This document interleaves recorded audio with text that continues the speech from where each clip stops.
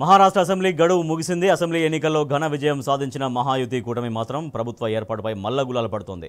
మరాఠా నాట పాలనా పగ్గాలు ఎవరికి అందించాలనే దానిపై ఇంకా నిర్ణయం తీసుకోలేకపోతుంది.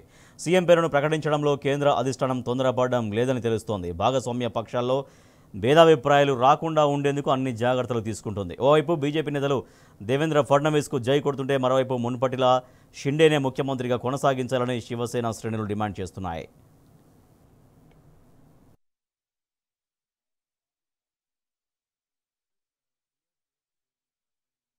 ఇప్పటికే మహారాష్ట్ర కొత్త ప్రభుత్వం ఏర్పడడానికి మార్గం సుగమం చేస్తూ సీఎం షిండే తన పదవికి రాజీనామా చేశారు.